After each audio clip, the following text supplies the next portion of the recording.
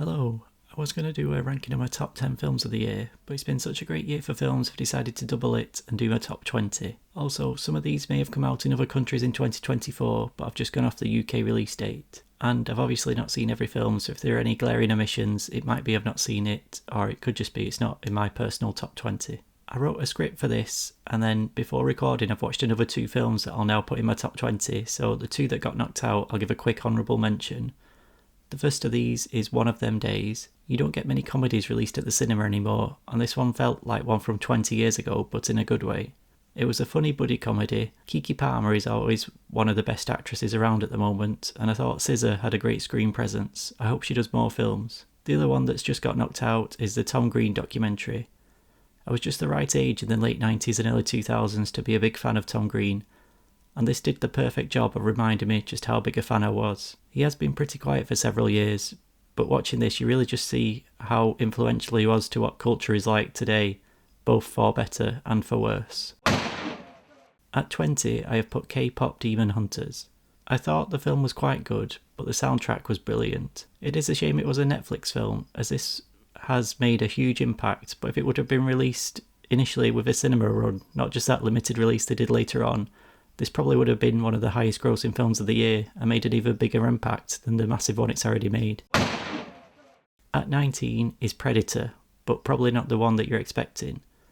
There was Predator Badlands released at the cinema this year, but if I'm honest, other than a great performance from Elle Fanning in dual roles, it just wasn't for me. What was for me though was the animated film Predator Killer of Killers. The animation was superb, and it tells different stories of Predator battles before tying them all up in the final act, and it was all just brilliantly told. I'm hoping we get another animated continuation of this in the future, especially after how it ended. 18, I have put the third Knives Out film, Wake Up Dead Man. I have really enjoyed all of these films, and I think the second is still my favourite, but this isn't far behind. Like all of them, the cast is top notch, and the mystery is just incredibly well written. There are always twists that I just don't see coming. I'm putting some action at 17 with Novocaine. This is an action film where the lead hero character cannot feel pain. I'm a Jack Quaid fan from his role in The Boys, and I imagine if you like that show then you'll enjoy this, as it is a pretty similar style. And this film was way more violent than I expected, but it's never not fun. 16 is one that surprised me with the new 28 Years Later. I love 28 Days Later, and I enjoyed 28 Weeks Later, especially its opening scene. But it's just been so long that I had pretty low expectations for this. Danny Boyle is using his best frantic style though, and it really injects it with some energy. The whole cast is great, but I especially liked Ralph Fiennes in this, and I did also enjoy one of the most bonkers and unexpected endings I've ever seen to a film. I'm looking forward to the sequel next year to see what happens. Following up that long time coming horror sequel is another one at 15 with Final Destination Bloodlines. I rewatched all of the Final Destinations before seeing this, and I think they somehow managed to make this the best one. It had the right level of laughs, gore and suspense when you're watching a scene and waiting to see where death will come. It also deserves praise for a terrific Tony Todd scene. He has been an incredible actor and definitely gone too soon, and his scene in this was handled sensitively for him to deliver a fantastic speech and say goodbye to his fans.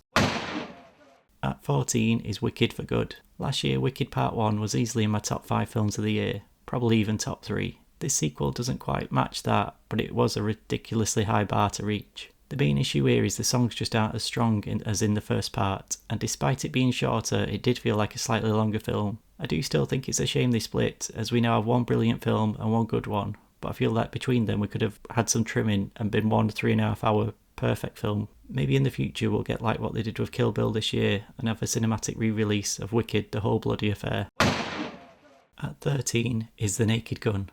I said earlier when discussing One of Them Days, you don't get many comedies with a cinema release anymore, and I'm really glad this one did. It was great to see in the cinema with a laughing audience. I do love the old Naked Gun films, and this was a worthy entry in the franchise. Liam Neeson is great whenever he does a deadpan delivery, and I'm also enjoying the career renaissance of Pamela Anderson, as she is also brilliant in this. 12 is my only superhero film making the list this year, and surprisingly it isn't Marvel. It's Superman. I really enjoyed this, and it was the first comic book movie for a while that felt like an actual comic book movie. It's bright, colourful and fun, and I love it chose the route of just plopping us in the middle of a world with superheroes and Superman already existing. We didn't have to sit through the boring backstory or origins again, we're just thrown right into the fun stuff. I'm hoping Supergirl is this fun as well next year.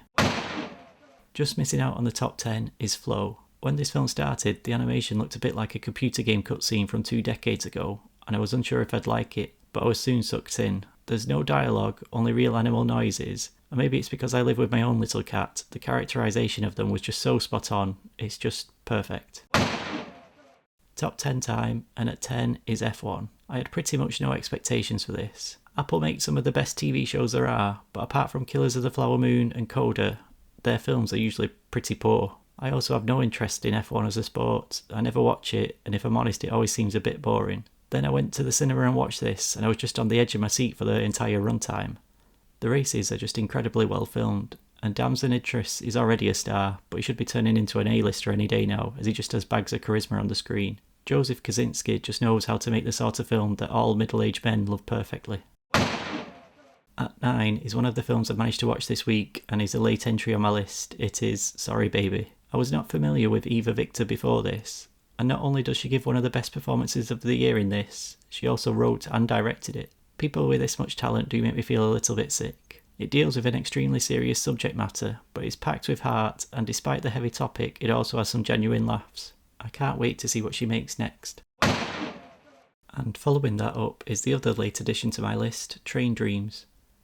This is the third Netflix film on the list, but it's the one that really hurts that I couldn't see it in the cinema, as it just looks like it was made to be experienced on the big screen. It is the story of a man's life in the fast-changing world of the early 20th century, and it packs a lot of emotion. It is incredible how much they fit in just a 100-minute runtime. Joel Edgerton is brilliant, probably the best he's ever been, and I was also impressed with William H. Macy in a small but impactful part. Netflix do make loads of forgettable garbage that feels like it's been made by an algorithm more than actual people, but every now and then they let a director make something really special, and that's what this felt like. At 7 is Companion. This was a brilliant film with a terrible marketing campaign. The trailer and even the poster for this spoiled the twist, which was a big shame, as although it's revealed early on, it still would have been a superb reveal. Despite this, the story is fantastic and quite timely for now, and Jack Quaid is again brilliant as a different type of character than he was in Novocaine. Sophie Thatcher is also fantastic in the lead in this too. 6 is Mickey 17. This seemed like a slam dunk of a film I'd love, and I did. Bong Joon-ho is one of my favourite directors, and I always enjoy when Robert Pattinson goes weird for a role. And I was also a fan of the Mickey 7 novel by Edward Ashton. This was not a faithful adaptation of the novel, but instead just a glorious mesh of that and the director's unique style. Bong Joon-ho always has a social commentary to his films, and it's not usually hidden, and again he has it front and centre here. I know writers who use subtext and they're all cowards. This wasn't quite as good as Parasite, although there have been very few films, if any, that have been since it was released. But this is undoubtedly a fun ride, and I'm glad he got the budget to make something that still felt like it retained his unique style. Into the top 5, and starting us off at 5 is Friendship. I'm a big fan of Tim Robinson. I definitely overuse clips from his show in most of my other videos, and this film was everything I wanted. There are some of the biggest laughs I've had in the cinema in years here. The scene where he goes home after visiting the sewer with his wife was just hilarious. It is the right mix of absurd and heartfelt, and I always enjoy watching a film where the character just can't help themselves from always choosing the wrong decision. At number 4, it is a documentary. It is John Candy, I Like Me. I have always liked John Candy. I still firmly believe that Planes, Trains and Automobiles is one of the greatest films ever made. And growing up, that, together with Cool Runnings and Uncle Buck, were rewatched countless times in my house. This was a brilliant documentary to see, then that he was even a nicer person in real life than the already lovable persona you knew him to be. His career was tragically cut short, but seeing so many people just joyfully telling stories about him, and still being visibly upset more than 30 years after his passed, is just testament to what a brilliant guy he was. This really shows that for a while, Hollywood just decided to make their nicest person one of the biggest stars. And despite leaving us tragically young, he did manage to spread an incredible amount of joy. If you've ever felt happy watching him on screen, then this documentary is sure to bring some tears to your eyes. At number 3, I've got One Battle After Another. This film is great fun, and Paul Thomas Anderson is building a Martin Scorsese-like filmography, where this felt like one of the best films of recent years. Yet when I look at it compared to his other filmography, I probably wouldn't even put it in his top 5. It just shows how consistently brilliant he is. Leonardo DiCaprio is a great lead and fits the vibe of the film perfectly, and his chemistry with Benicio del Toro is superb. Equally as impressive is Chase Infante, who matches Leo step for step throughout and is sure to have a massive career. Best of all though is Sean Penn. I don't always like the choices he makes in films, but here his oddball army character is never not entertaining. He has a strange look, strange voice, strange haircut, and most of all a strange walk. He stumbles around like Bob Backlund, and it's just so bizarre yet works perfectly. The film also has one of the most tense car chases I've seen in the cinema near the end. It's just a fantastic film. Just missing out on the top spot is Sinners. Lots have been said about this film, and everyone seems to love it. Yet despite all that, it still lives up to the hype. It is an expert mix of genres, with crime, vampire and even musical in there to name a few, and just incredible performances all round and superb direction. It is one of the films, when I watched it for the first time in the cinema, I immediately knew that I was watching something special and that it already felt like a classic. If this sweeps the Oscars next year, then I won't be disappointed. This is at number 2 in my list, but I do think it's probably the best film that I saw last year.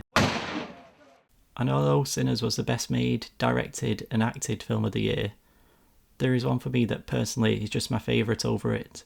This is The Ballad of Wallace Island. It just feels like a film tailor-made for me. I've been a fan of Tim Key for years, and I also think Tom Basden is a great writer. I enjoy the Here We Go show that he makes for BBC. I listened to the Tim Key's poetry programme with them both for several years on Radio 4, and they just work brilliantly together. What I wasn't expecting here though to accompany all the laughs was just a film with so much heart. It is the story of a lonely man who has won the lottery and lives alone on an island, and he pays his favourite band to reunite and perform for him. The balance of comedy and emotion is perfect, and the music from Tom Basden and Kerry Mulligan is also genuinely good.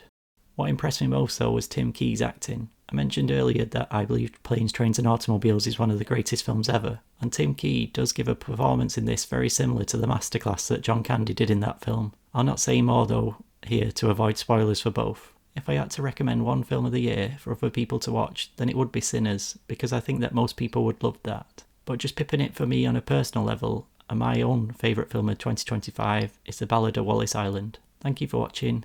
Cheers.